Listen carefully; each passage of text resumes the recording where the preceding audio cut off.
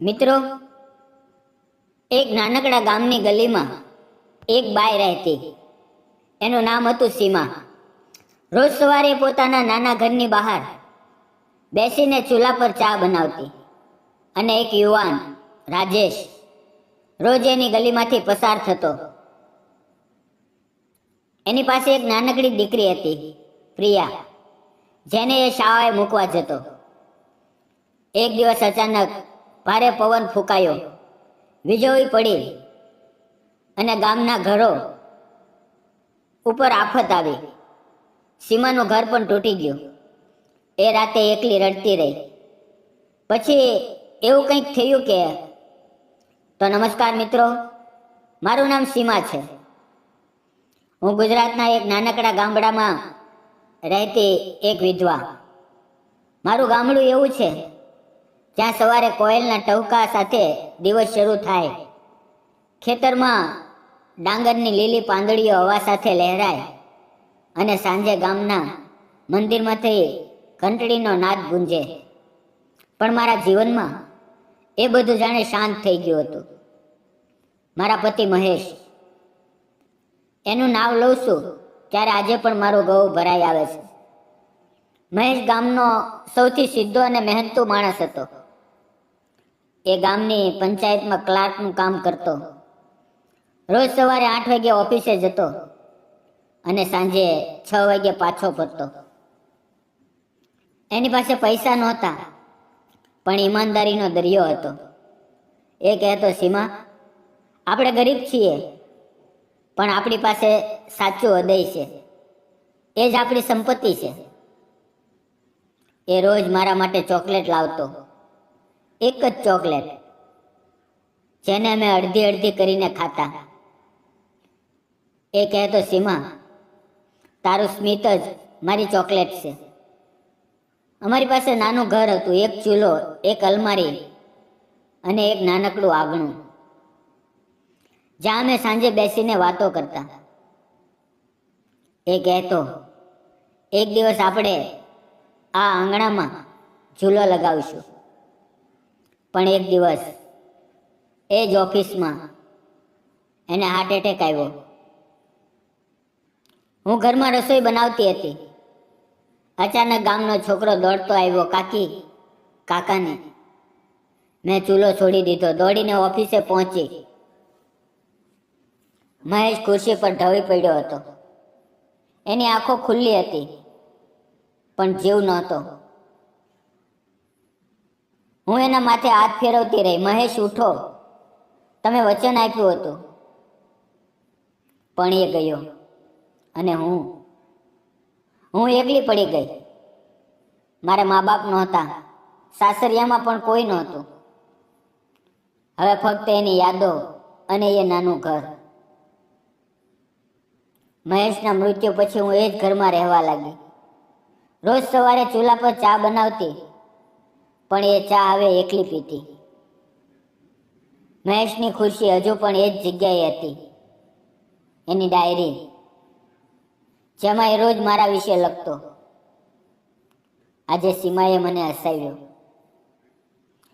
હું રાત્રે એ ડાયરી વાંચતી અને રડતી. ગામના લોકો કહેતા, સીમા, તું હસે છે, પણ તારી આંખોમાં દર્દ છે. એ જ સમયે એક નવો યુવાન ગામમાં આવવા લાગ્યો, રાજેશ. એની 3 વર્ષની દીકરી પ્રિયાને લઈને. પ્રિયા, એની આંખોમાં એની માની ચમક હતી. એના નાના હાથમાં એક નાનકડું પુસ્તક હતું, જેને મમ્મીનું પુસ્તક કહીને વાંચવાનો પ્રયત્ન કરતી. રાજેશ ગામના નવા ખોલેલા દવાખાનામાં કમ્પાઉન્ડરનું કામ કરતો. એની પાસે ના ઘર હતું, ના પૈસા, ફક્ત ઈમાનદારી અને એની દીકરી. એ એક જ નાનકડી ઝૂંપડીમાં રહેતો. દરરોજ સવારે 8 વાગ્યે એ મારી ગલીમાંથી પસાર થતો. પ્રિયાને શાળાએ મૂકવા જતો. એની આંખોમાં એક અજીબ શાંતિ હતી. હું ચૂલા પર ચા બનાવતી અને એ પસાર થતો. ધીમે ધીમે અમારી નજરો મળવા લાગી. એક દિવસ એણે મને નમસ્તે કહ્યું. હું ચોંકી ગઈ. પણ એ પછી ધીમે ધીમે વાતો થવા લાગી. તેણે કહ્યું, તમે એકલા રહો છો? હા, મારા પતિ અને મેં મારું દર્દ કહ્યું. એક દિવસ પ્રિયાએ મને આંટી કહીને ચોકલેટ માંગી. હું હસી પડી. મેં મારી પાસે રહેલી મહેશની છેલ્લી ચોકલેટ એને આપી. રાજેશે ઝડપથી રોક્યો. ના, એ તમારી છે. પણ પ્રિયા રડવા લાગી. મેં કહ્યું, લે બેટા, આંટીની છે. રાજેશની આંખોમાં આંસુ આવી ગયા. એ પછી અમને એકબીજાનો સાથ ગમવા લાગ્યો. એ દિવસ ક્યારેય નહીં ભૂલું. સવારથી જ આકાશમાં વાદળો ગર્જના કરી રહ્યા હતા. અચાનક ભારે પવન ફૂંકાયો, વીજળી પડી અને મારા ઘરનું છાપરું ઉડી ગયું. હું અંદર જ ફસાઈ ગઈ. ગામના લોકો સીચો પાડતા હતા.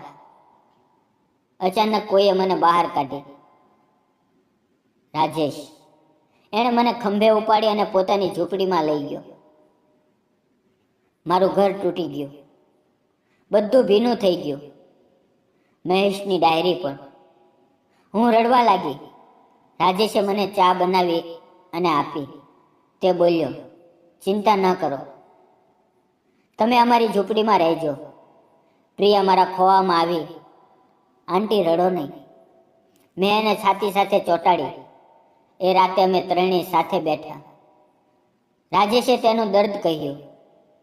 મારી પત્ની પાર્વતી. ડિલિવરી દરમિયાન ડૉક્ટરે કહ્યું કે બાળક બચશે, પણ માં નહીં. એનો અવાજ ભરાઈ ગયો. પાર્વતીએ છેલ્લે કહ્યું હતું, રાજેશ, પ્રિયાને ક્યારેય માનું દર્દ ના થવા દેજે. મેં એનો હાથ પકડ્યો. રાજેશ, હું સમજુ છું, મારો મહેશ પણ. અને પછી મેં મારું દર્દ કહ્યું. મહેશ મને રોજ કહેતો, સીમા તું મારું સ્વર્ગ છે. પણ એક જ દિવસમાં એની જગ્યાએ ખાલીપો આવી ગયો. હું રોજ એની યાદમાં રાત્રે રડું છું. અમે બંને રડવા લાગ્યા. પવન બહાર ગાંજતો હતો અને અંદર અમારા આંસુ. પ્રિયા ઊંઘમાંથી જાગી. અમને રડતા જોઈને એ પણ રડવા લાગી. મેં એને ખોવામાં લીધી. ચૂપ બેટા, ચૂપ. રાજેશે એના માથે હાથ મૂક્યો. પ્રિયા, પપ્પા છે ને? એ રાત પછી અમારી વચ્ચે એક અદૃશ્ય બંધન બંધાઈ ગયું. હું રાજેશની ઝૂંપડીમાં રહેવા લાગી. રોજ સવારે ચા બનાવતી, પ્રિયાને શાળાએ મોકલતી. રાજેશ દવાખાને જતો. ધીમે ધીમે અમારી વાતો લાંબી થવા લાગી.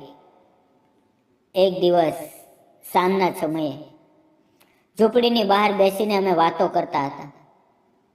પ્રિયા અમારી વચ્ચે રમતી હતી. અચાનક રાજેશે મારો હાથ પકડ્યો. સીમા, હું જાણું છું, હું ગરીબ છું. તારી પાસે ઘર હતું, પણ મારું હૃદય તને જોઈને ધડકે છે. મારા આંસુ ના અટક્યા. રાજેશ, હું પણ સમાજ, લોકો શું કહેશે? હું વિધવા છું, તું વિધુર. પ્રિયા, એણે મને ગળે વળગાડી. સીમા, પ્રેમ સમાજની નહીં, હૃદયની વાત છે. મહેશ અને પાર્વતી આપણને આશીર્વાદ આપશે. હું તને વચન આપું છું, પ્રિયાને અને તને ક્યારેય એકલી નહીં છોડું. મેં એની આંખોમાં જોયું. ત્યાં ફક્ત પ્રેમ હતો. મેં હા કરી. અમે બંને રડી પડ્યા. પ્રિયા અમારી વચ્ચે આવી અને બંનેને ગળે વળગી. પપ્પા, આંટી, રડો નહીં. લગ્નની તૈયારીઓ શરૂ થઈ. ગામમાં ચર્ચા થવા લાગી. કેટલાકે કહ્યું સીમા પાગલ થઈ ગઈ છે. કેટલાકે કહ્યું રાજેશ એની જમીન માટે. પણ અમને ફરક ના પડ્યો. લગ્નનો દિવસ આવ્યો. ગામના મંદિરમાં મેં ગુલાબી સાડી પહેરી. રાજેશે કુર્તો. પ્રિયા અમારી વચ્ચે નાની ફ્રોક પહેરી. પંડિતજીએ મંત્ર બોલાવ્યા. અમે 7 ફેરા લીધા. મેં પ્રિયાના માથે હાથ મૂક્યો. આજથી તું મારી દીકરી. એણે મારા ગળે હાથ નાખ્યા. મમ્મી, લગ્ન પછી અમે નવું ઘર બનાવ્યું, નાનું પણ પ્રેમથી ભરેલું. રાજેશ રોજ દવાખાને જાય, હું ઘર સંભાળું, પ્રિયા શાળાએ જાય. સાંજે અમે ત્રણેય સાથે બેસીને ચા પીએ, વાતો કરીએ. એક દિવસ રાજેશ મને મહેશની સમાધિ પર લઈ ગયો. અમે ત્યાં બેસીને રડ્યા. મહેશ, તું જ્યાં પણ છે મને આશીર્વાદ આપજે. રાજેશે કહ્યું, પાર્વતી, અમારી પ્રિયાને માં મળી, તું ખુશ છે ને? મિત્રો, સાચો પ્રેમ અમીરી ગરીબીથી નહીં મપાય. એ હૃદયની ભાષા છે. માનવતા અને પ્રેમ કાયમ રહે છે. જીવનમાં ક્યારે હાર ના માનો. તમારું દર્દ પણ એક દિવસ ખુશીમાં બદલાઈ શકે છે, જેમ અમારું બદલાયું. મિત્રો, આજના રાજેશે સીમા સાથે લગ્ન કરીને સાચું કર્યું કે ખોટું? કોમેન્ટમાં જરૂર જણાવજો. અને જો વાર્તા પસંદ આવી હોય તો લાઈક કરજો, ચેનલ સબસ્ક્રાઈબ કરજો, બેલ આઇકોન દબાવજો. કારણ કે આવી જ દર્દભરી હૃદયસ્પર્શી વાર્તાઓ લઈને હું તમારી પાસે ફરી આવીશ. મિત્રો, આ કાલ્પનિક વાર્તા છે, પણ એનો સંદેશ સાચો છે. મિત્રો, ફરી મળશું આવતીકાલે એક નવી વાર્તાની અંદર. ત્યાં સુધી આવજો. અને વાર્તા પૂરી જોવા બદલ આપ સૌ મિત્રોનો દિલથી ખૂબ ખૂબ ધન્યવાદ. વિડીયોમાં આવેલા નામ, પાત્ર અને ઘટના ફક્ત કાલ્પનિક હતા. તેનો કોઈ પણ વ્યક્તિ, જાતિ કે ધર્મ સાથે સંબંધ નથી. આ વાર્તા ફક્ત શૈક્ષણિક અને મનોરંજન માટે બનાવવામાં આવી હતી. તેને અન્યથા ન જોઈશો. અને તમે મને જે પ્રેમ આપી રહ્યા છો તે બદલ દરેક મિત્રોનો દિલથી હું આભારી છું. ફરી મળીએ મિત્રો આવતીકાલે એક નવી વાર્તા સાથે. ત્યાં સુધી આવજો.